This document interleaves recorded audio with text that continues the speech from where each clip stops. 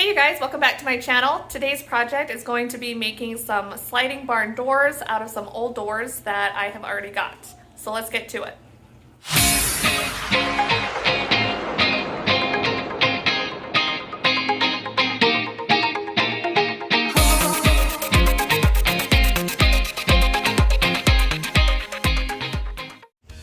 Alright, so basically off of the garage we have this little entryway area, and on this side I have got two doors, kind of like the little mudroom area under the stairs and then the laundry room, and yeah, like future projects, right?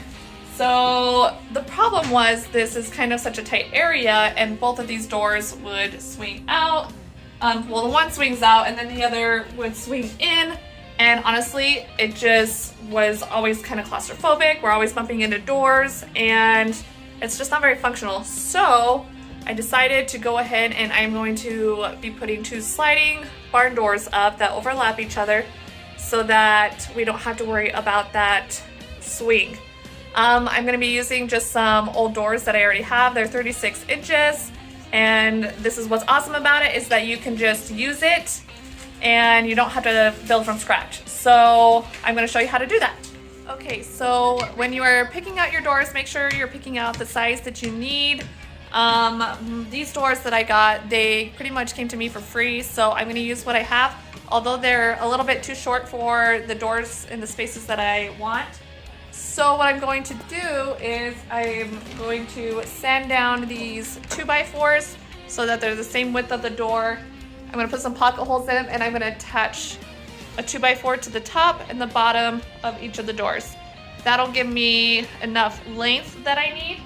And then I'm going to paint it all and then we'll decorate it and put the design on it. So make sure you're double checking that and let's do that.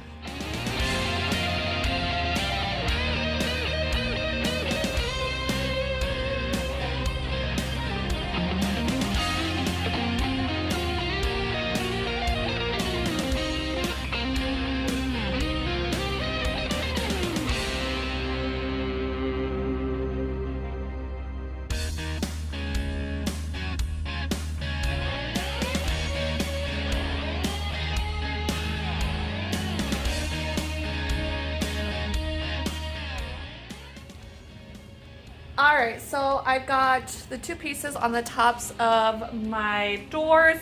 The one thing that you want to be aware of is a lot of barn door hardware. It comes with a little piece that you attach to the bottom of the floor and you can cut a groove. So right here, that's what I'm doing right now with the two pieces that are going to be on the bottom of my door.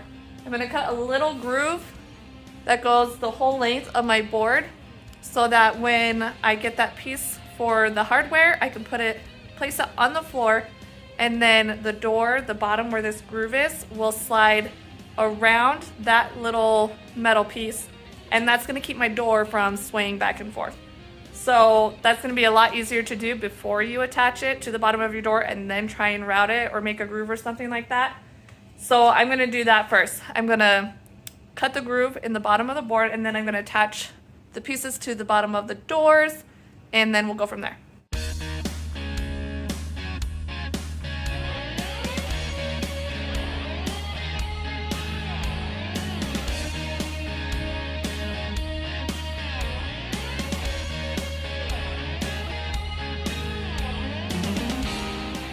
So I sanded the door down just with a 20 or 220 grit paper, and that was just so that the paint would have something to adhere to.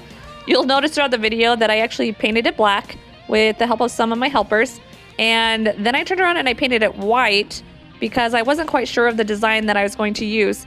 In the end, I decided to cover the whole board with all of my plywood, and so painting was kind of unnecessary other than for the back side of the door.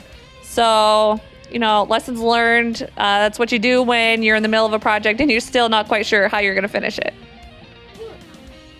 With that said, I decided to do a plywood design, and that required cutting down pretty much bazillion little strips of plywood, and I just used a regular sanded grade, and I ended up with many boards, cut them down to the appropriate lengths, and then attach them with the design in mind.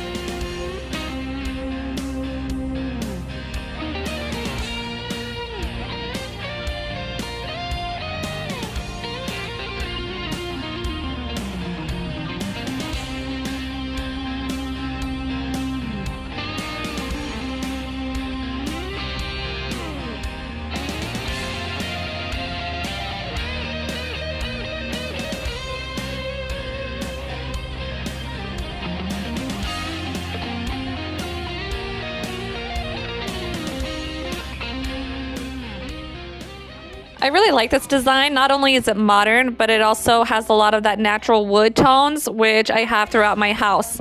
And once I had all of this nailed to the door, I cleaned up the edges with a flush trim bit on my handheld router. And then after that, I went over everything with a couple coats of clear polyacrylic to give everything a nice little shine and also allow it to be easier to clean from all those little fingerprints that I knew were going to end up on it from all my kids. Once the door was finished drying, at that point I just had to follow the instructions on the hardware manual and put up the hardware. I totally had a video recording of me doing all this and somehow lost the video files, so I apologize for that. We went with an extra long handle to finish things off, and I still have the other door to do, but I wanted to get this out to you guys.